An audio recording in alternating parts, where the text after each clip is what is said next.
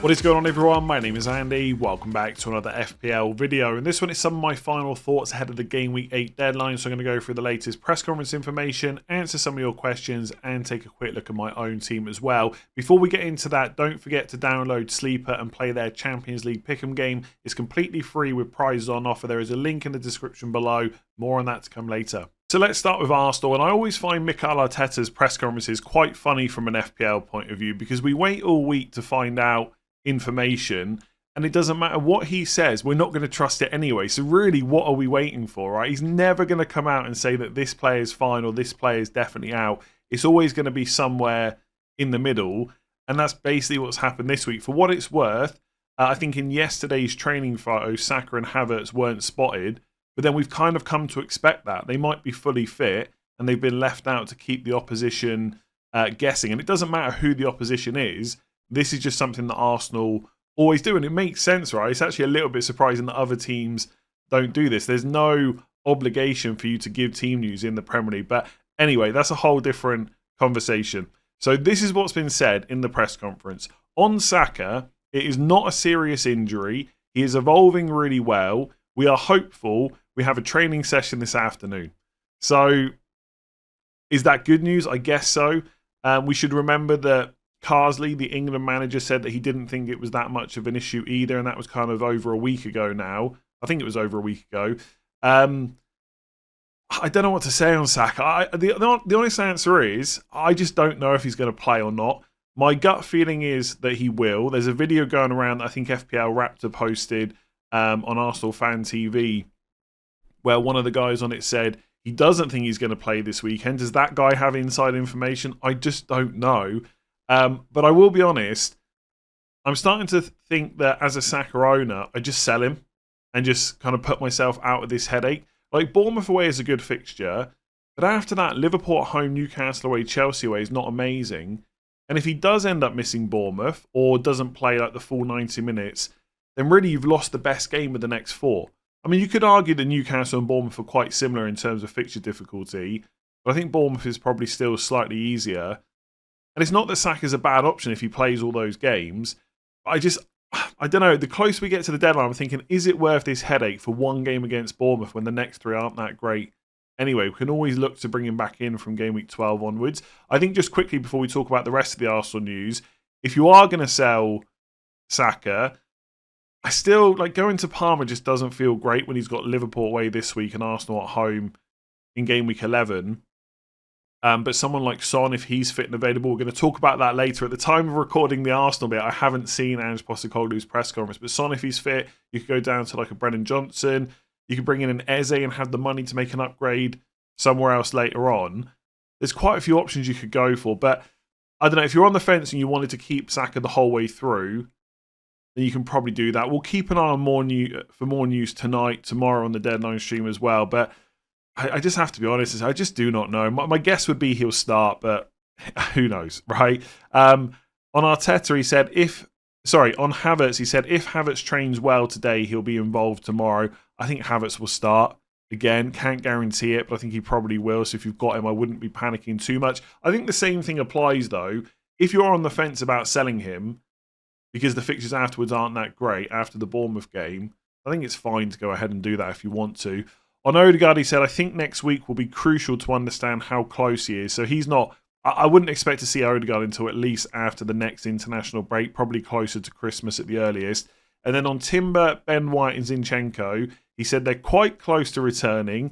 Hopefully we have some positive news today and they are back tomorrow. So they might be in the squad for the Bournemouth game in game week 8. I think if you've got Calafiori, he looks good for another start. Gabriel and Saliba should be fine. It's all about who's going to play in that right-back spot. But I think in terms of buying Timber, White and Zinchenko, no one should really be doing that at this point anyway. So that's the Arsenal press conference news that we've waited all week for.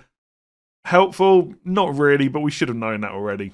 So So with Champions League football back next week, now is a great time to play the Champions League Pick'em game over on Sleeper, which is completely free, and the top 3 predictors in each pool will share $1,000 worth of prizes. Last match day, the prizes were Apple AirPods, Nintendo Switch, and a PS5. So once you've downloaded the app by using the link in the description below or scanning the QR code on screen, it's super simple to play. All you have to do is predict whether it's going to be a home win, an away win, or a draw for each match every match day. So I'm going to input my predictions for Tuesday's games coming up next week. So I'm going to go for a bunch of home wins first of all. So Milan, Monaco, Aston Villa and Girona.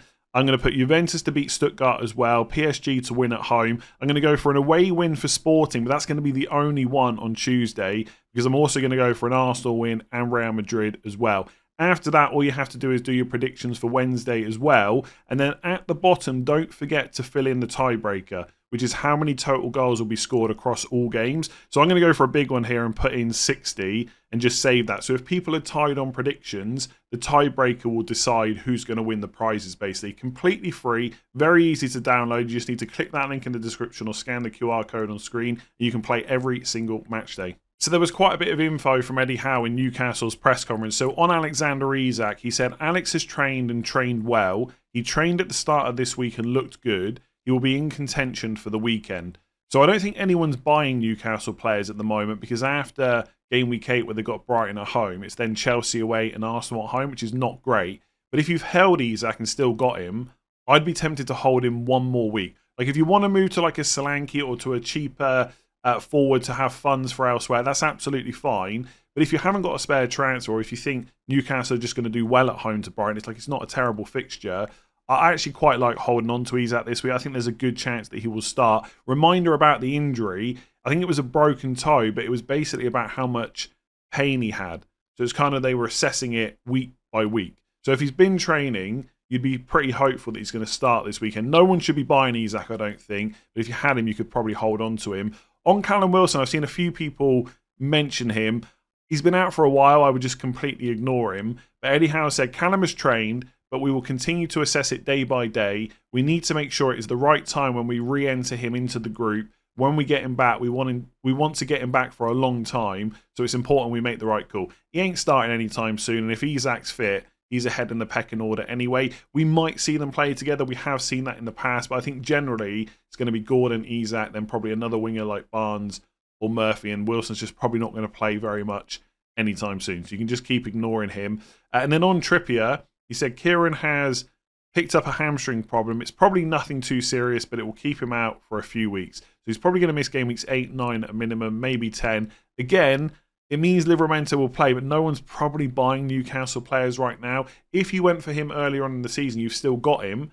I wouldn't hate playing him against Brighton at home, but Chelsea away, Arsenal at home, I wouldn't be expecting many clean sheets anyway. Let's move on to Man City next. On Nathan Ake and Kevin De Bruyne, it looks like they're unlikely to play in game week 8. Pep Guardiola was asked about them. He said, I don't think so. They are training. They are in the last part. Yesterday, Nathan had his first team training with the team, so maybe he can travel. But I think to start, he's not ready. So it looks very unlikely that either player will start against Wolves away in game week 8.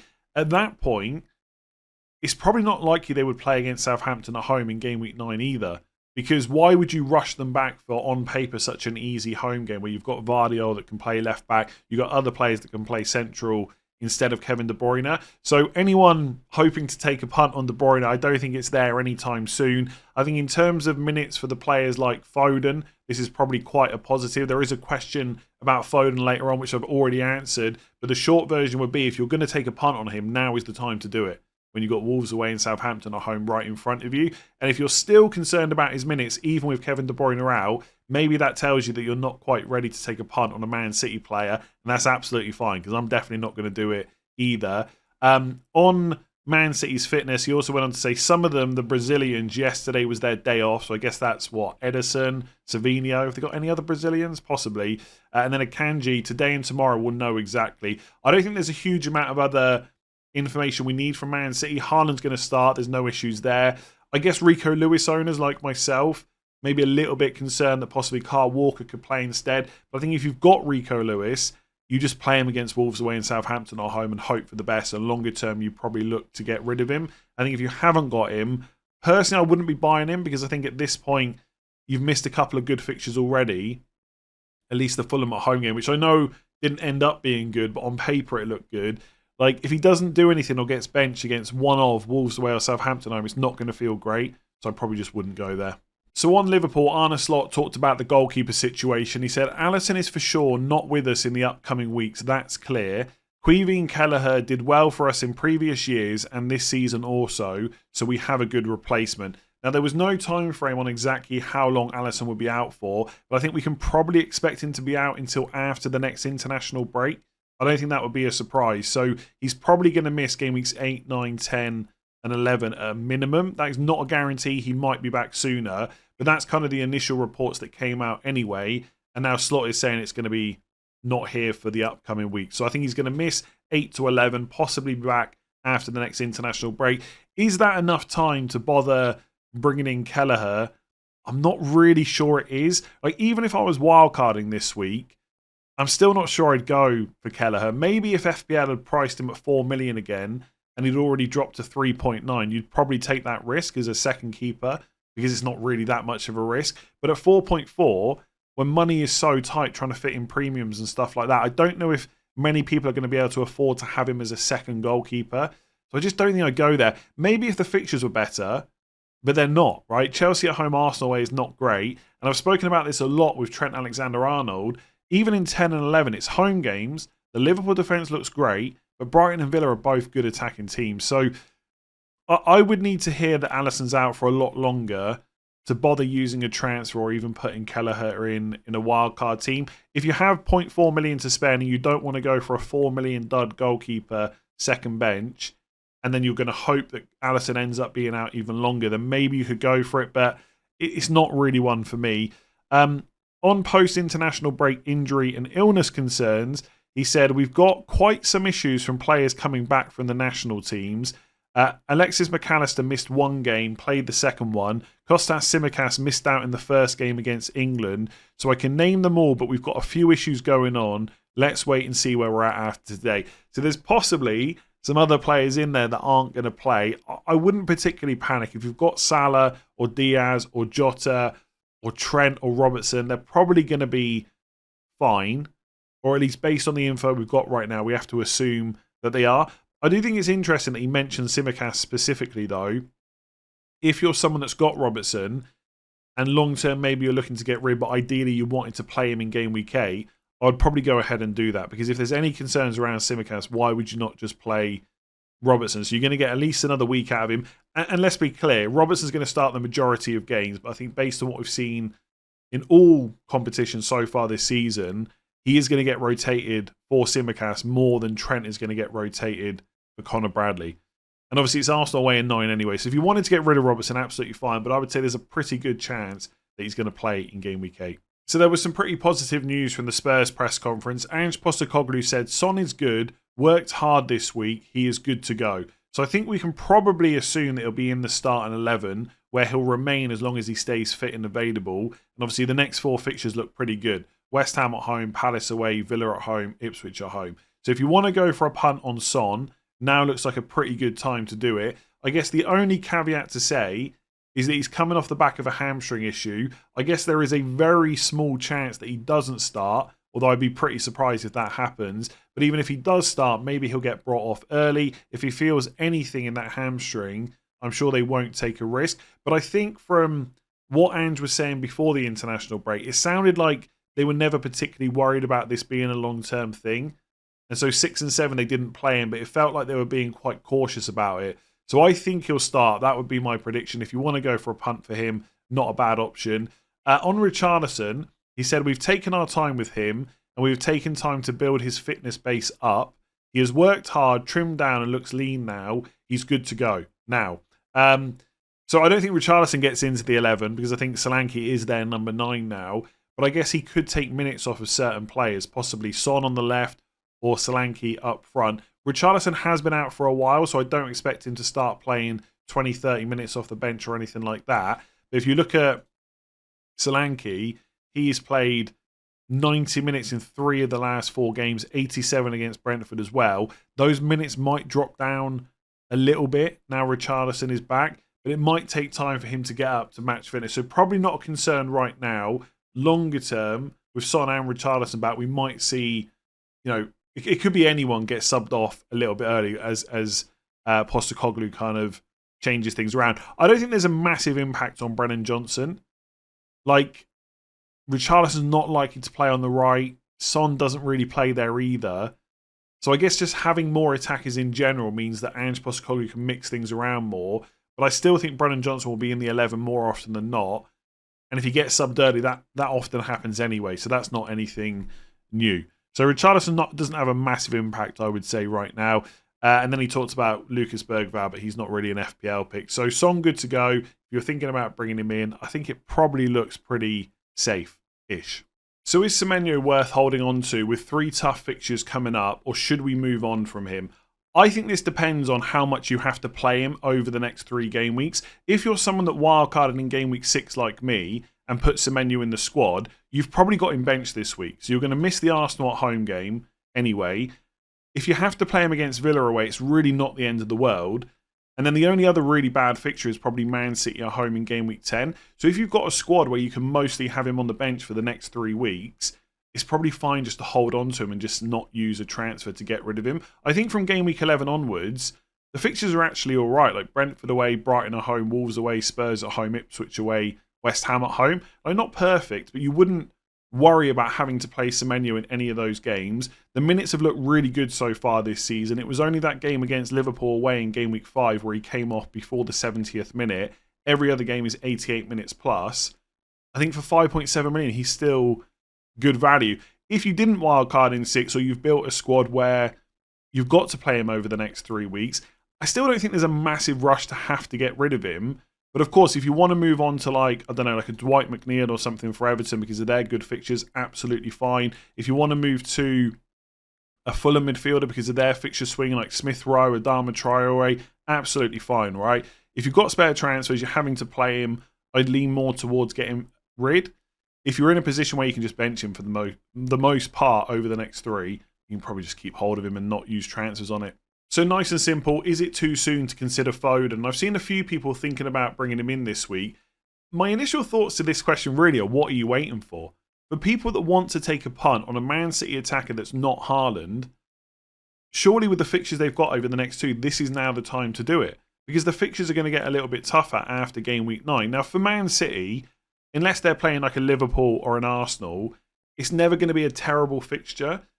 But realistically, Wolves away in 8 and Southampton at home in 9, they're the bankers, right? On paper. Might not work out like that, but Wolves have just shipped 5 goals to Brentford, conceded quite a few goals already this season. Southampton at home, on paper, is an absolute plum fixture. Like, is it too soon? Well, if you don't get him for these 2 games, when are you going to bring him in? Like, Bournemouth away, Brighton away, Spurs at home, not a terrible fixture run for Man City. They will score goals in those games, but it's not as good as Wolves away, Southampton at home. And then in game week 13, it's Liverpool away. Then it's Nottingham Forest at home. Then it's Palace away, Man United at home, Villa away. Like I said, none of these are necessarily terrible fixtures, but they don't have a 2-game week period like Wolves away and Southampton at home until maybe Everton at home and Leicester away in 18-19. So in terms of the fixtures, it's definitely not too soon to buy him. If you're concerned about his minutes and stuff like that, like he only got 77 minutes in game week 7, etc., okay, maybe there's a little bit to be worried about there. Like Man City do have a lot of options, but you're always going to have those concerns with Man City players. I feel like you're either an FPL manager that is happy to take risks on Man City players, or you're not. And if you're not, I would just ignore him. And for me, for example, I would look at it and say, like if I was choosing between Foden and Son, which a few people, or at least one other person asked about in the questions this morning, I'd rather spend that a little bit extra and just go for Son instead. I know he's going to start, his minutes will be better, and there's a chance that he's on penalties as well. And I think they've got 4 good fixtures in a row, whereas I think after the next 2, it gets a bit more difficult for Foden. So I'm not trying to talk people out of it. Foden is a massive differential with 2 great fixtures right in front of him. But is it too soon? I mean, I have to say no, because I think if you miss Wolves away, then okay, Southampton at home looks great, but then the fixtures after are just not so good. So I almost feel like you've got to go now. Otherwise, you're just going to miss the boat on bringing him in. So do you think Díaz will start, considering Liverpool are facing a tough team in Chelsea? And then a follow-up question, Díaz should still be in Liverpool's best 11, right? I think it's fair to say, based on what we've seen so far, that Díaz is in Slot's first choice Liverpool 11 on that left wing spot, right? I think that's fair to say. But I'd also say there's not a massive drop-off if he puts Gakpo in instead. Like, they can beat Chelsea with Gakpo or Díaz, right? So it's not a guarantee that just because it's Chelsea, Díaz will start. If we look at the minutes they played over the international break, Gakpo played 89 minutes against Hungary and got an assist, didn't score a goal, and then 65 minutes against Germany. So that's what, like 164 minutes, if I've done my maths correctly.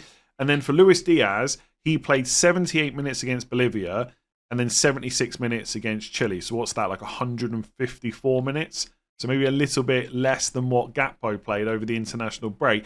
But Díaz also has further to travel, etc. After the last international break, we know from what Slot said that he intended or wanted to play Gakpo, but that Díaz came back fitter after international duty. So that's why he was in the team. I think it was for game week 4 against Nottingham Forest, I believe, off the top of my head. So it's possible that if Gakpo comes back in a better condition, then he'll just get played instead. If I had to guess, if I was predicting the Liverpool 11, I would have Díaz, Jota, Salah, because that is the first choice. But I just can't guarantee it. And that is the position you're in with Luis Díaz now, that he's always going to get subbed early and he is going to miss the odd game. And I think when Gakpo has played for Liverpool so far this season, he's played pretty well. So it's one of those situations where I would predict Díaz being in the team, but if the team sheet came out and Gakpo was in it, I wouldn't be shocked. It wouldn't be like, wow, I can't believe he's benched, because it's fully believable, right? If Salah wasn't in the team, that would be a shock. But Díaz not being in the team, I don't think it would be. So I would predict that he'll probably start. If you're not keen on selling him, or if it has to be for a -4 or something like that, I would just put him in the team and hope for the best. But obviously, you're going to have this a few more times, and it's going to feel worse when the fixtures get better. But you don't necessarily want this headache in game weeks 10, 11, and 12, where they've got Brighton, Villa at home, and then Southampton away. Like, is there a chance he misses one of those games? Possibly. So I don't think he's a must-sell. I think if you want to keep him, that's absolutely fine. Yeah, my prediction is he'll start. I could be wrong. So who is the best Spurs midfielder pick? So the main three are going to be Brennan Johnson, Heung-min Son, and James Maddison. I've not included Kulusevski. It's not that I think he's a terrible pick, but he's something like 6.2 million, I think. Yeah, so for 0.4 million extra, you get Brennan Johnson, who's got much better goal threat. Like, Kulusevski's only got 1 goal, 1 assist all season. I think for me, Kulusevski's similar to Bernardo Silva. They're both good players, but I don't think they're necessarily great FPL picks most of the time. So Kulusevski's never going to be in my top 3 Spurs picks, basically. So not terrible FPL option, but I'd much rather spend the extra 0.4 getting Brennan Johnson. In terms of who I think is going to score the most points, when fit and available, he has the most minutes. It's Son, and he's probably on penalties as well. So you have to say he's going to score the most, but obviously he costs a lot more as well. So whether or not it's worth fitting him into your team depends on whether you've got a spare slot. If you wanted to do Saka to Son and then Son to Palmer later on, that might not be a bad move. But if you haven't got that much money, it's not worth ripping your team apart to put him in. Between Brennan Johnson and James Maddison, my opinion is the same as last game week. I think there is a chance over a longer period of time that James Maddison will outscore Brennan Johnson. I think his minutes are probably slightly better. His underlying stats have been brilliant. Brennan Johnson does have higher goal threat, but Maddison's very creative too. But I don't think it's worth spending the extra money. Like, I can't see. I don't know. Maybe if you've got 7.5 million to spend, you absolutely never need the extra money for another move. But that might be the case right now. It's not going to be the case in the future. And I just think Brennan at 6.6 or James Maddison at 7.5, I just take the cheaper guy, the one that's scoring all the goals at the moment. And that might not continue, but I don't see his place in the side really being a massive threat. Like, even with Son back, you just have Son, Solanke, Brennan Johnson. Even if Richarlison comes back, he's competing for that number 9 spot. He's not going to get hit in ahead of Solanke. He's not going to push Brennan Johnson out. They're completely different players. So I think his starts are fine. And so that's why I'd buy him. So Son's probably going to score the most points. But if I was buying one between Brennan Johnson and James Maddison, it would definitely be Brennan. So is Haaland a viable triple captain option this week? And a couple of people have asked me this. Someone even mentioned the fact that Wolves had conceded 5 goals to Brentford in game week 7. I completely get the thinking. Wolves have not been amazing this season at keeping out goals and stuff like that. I'm sure Man City will score a few. But I just think if you've got Haaland and you're prepared to use the triple captain in a single game week, surely you just wait one more week and use it against Southampton at home. Like, as bad as Wolves have been, I would still see Wolves away as a tougher fixture than Southampton at home. So personally, I would just save it for game week 9. In terms of the fixture schedule that Man City have got coming up, so it's a Sunday game against Wolves away, then it's a home game on Wednesday in the Champions League, and then it's the home game against Southampton on the Saturday. And because it's quite an easy Champions League game, Haaland will probably get a little bit of a rest in that game. He'll probably start, but we could see him come off like 55, 60, 65 minutes or something like that. And after the Southampton game, it's Spurs away in the EFL Cup. And Pep did say that he was going to rotate quite heavily in that competition. Now, whether or not he'll actually do that, we don't know. But it's possible that it's easy Champions League game, then Southampton, followed by a midweek game where Haaland may not start or, again, could just come off early. So I think I wouldn't see Wolves as like a much better fixture in terms of Haaland's minutes. I think he could get quite similar against both Wolves and Southampton. And on paper, that Southampton game is just easier. So if you're going to use it in a single game week, I'd probably just wait a week.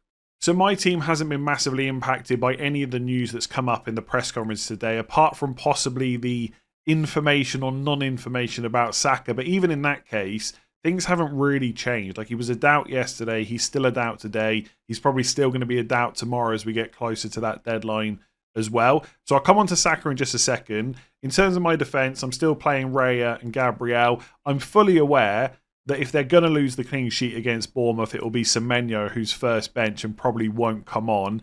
I just think I've got to keep double Arsenal defence. The best defence in the league. Yes, it hasn't worked well last couple of game weeks, but hopefully moving forward, especially when the good fixtures happen from 12 onwards, they'll be decent.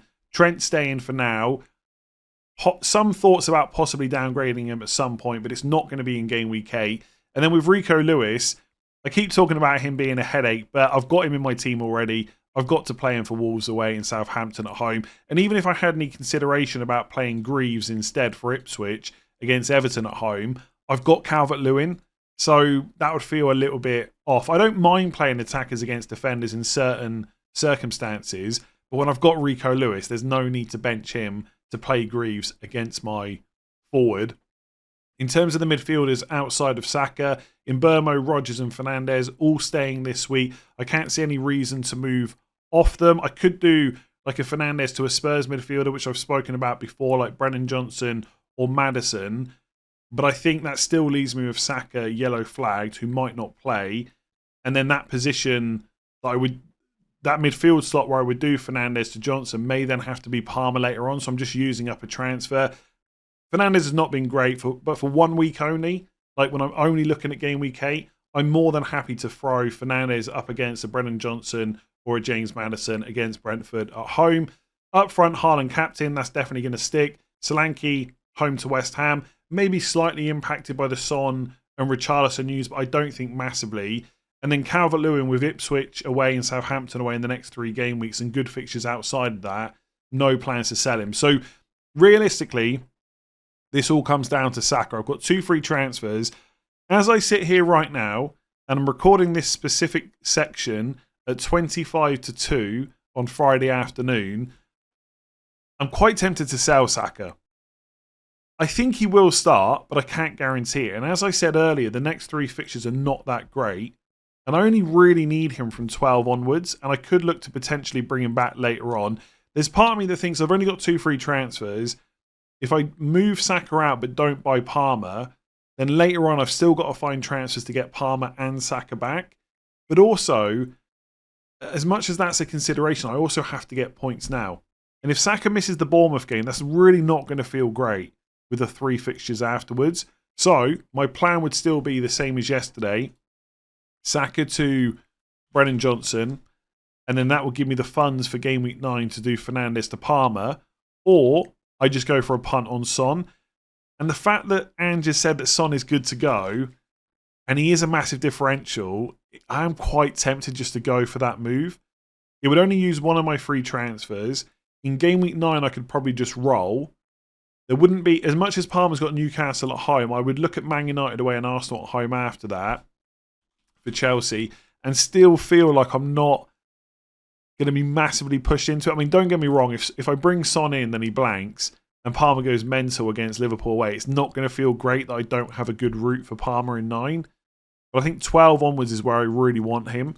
So I'm quite tempted to go the Son route, roll my other transfer, roll in game week 9, and then decide what to do kind of after that.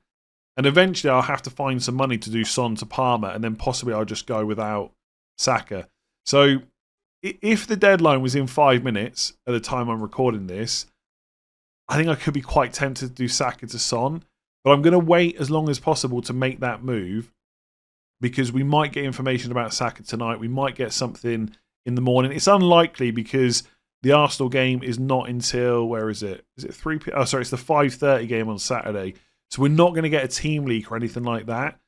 But who knows? Maybe there'll be people stalking hotels or whatever happened with the David Raya situation. But even if Saka travels, it doesn't necessarily mean that he'll start. I don't know if I want this headache with the fixtures they've got. If Saka had Leicester at home this week, then Southampton away, then Fulham at home, I'd probably just keep and roll with it.